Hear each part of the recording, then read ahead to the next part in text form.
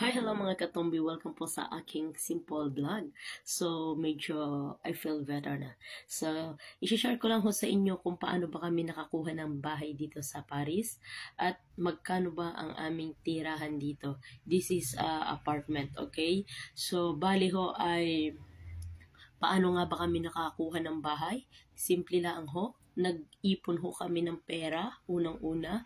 So, bali, ay tigpa 500 per head ho kami. Bali kami ay 5, 3 kong kapatid, girlfriend ko, and then yung pinsang ko. Yun ho ang processing ha. Tapos alam niyo ho, hindi ho kami ho ay nakakuha ng bahay sapagkat ako ho ay may declare job. So kailangan ho kasi ng kontrata sa trabaho. And then syempre passport mo, napaka-importante ho niyan. At kasi ho, ipapakita ho yun doon sa may-ari ng bahay na sa katunayan ho kayo ay meron talaga ditong permanent work.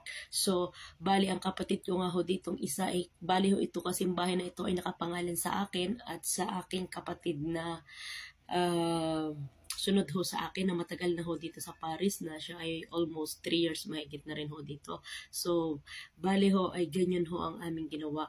Nung kami ho ay bago palaang, part-time palaang, ang ginawa ho namin, sabi ko sa kanila, mag-save kayo ng pera and then maghahanap tayo ng bahay. Kailangan nating maghanap dahil tayo ay dumadami na ang ating mga angkan. So, gayon ho ang ginawa ko.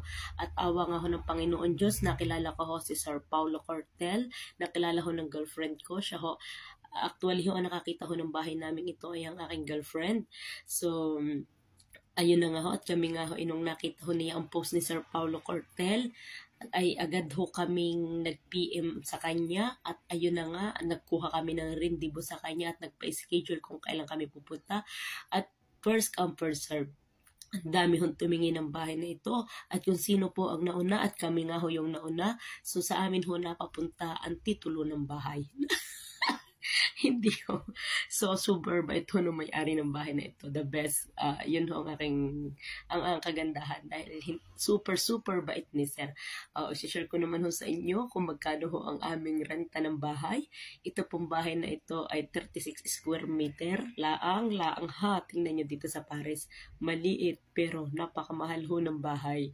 So, doon ho natatalo tayo sa cost of living na sinasabi nila na mahal naman diyon ng cost of living.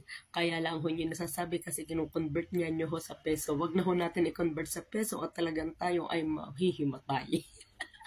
So, ang amin, wag na tayo magpaligoy-ligoy, So, ang amin hong bahay ay 36 square meter at ito po ay nagkakahalaga ng 1,000 euro. So, tumataginting na 1,000 euro. So, dati po ay 200 per head kami. Pero ngayon ho ay bumaba na ang aming pagbabayad kasi po kami ay 6 na dahil may inampon ho kami galing Spain. So, yun ho ay aming pinsan-pinsanan kasi Garcia din ho apelyido niya. So, ayun ho, ganyan ho kamahal ang bahay namin dito sa Paris. Pero bumababa lang ho ang pagbabayad kung kayo ay marami. Pero actually ho, dito ho ang pag-stay ay kagaya nga ho ng sinabi ko, itong bahay na ito ay nakapangalan laang sa akin at sa kapatid ko. So, pag nag-apply kami ng papers, sa akin lang ho ito nakapangalan at doon. At yung 4 ho, attestation lang ho ang ibibigay namin sa kanila. Ganun ho dito. At baka naman, so ngayon ho, naintindihan nyo na kung magkano ho dito ang bayarin ng bahay. So, kami lang ho ay nakakatipid dahil ho marami kami sa bahay. Kaya nga ho may purpose itong aming double deck. Yan ho ang aming double deck.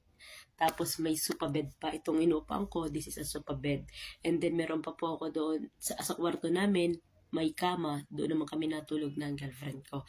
At meron kaming isang toilet at isang liguan. At meron din po kaming kitchen, small kitchen and small table. At yun lang ho, napaka-simple. So, kompleto naman kami dito sa gamit dahil libre na ng may-ari. So, yun lang ho. At sana ho ay kayo may natutunan sa akin. At itong sinishare ko sa inyo ay pawang katotohanan lang at walang halong biro. So, sana ho ay natutunan ninyo at sa mga nagbabalak dyan mag-Europe, ay siya panoorin mo yung video ko para ikaw ay merong natutunan. Pero, meron lang ho akong kaunting i-add. Dito ho pala kung wala kayong kamag-anak o kakilala or kung gusto nyo magplano na magpunta ng Europe, hindi, or dito sa Paris, di ko naman kayo hinihikayat at choice nyo, pwede naman ho kayong mag-share room. So, doon ho sa sharing room, syempre, kailangan nyo ho ng pakikisama. Huwag ho tayong mayabang, huwag tayo agad na yung ipapakita nyo ang inyong mga tunay na ugali. Kailangan ho lagi dito ay pakikisama dahil hindi naman ho natin kilala ang mga taong inyong makikisama.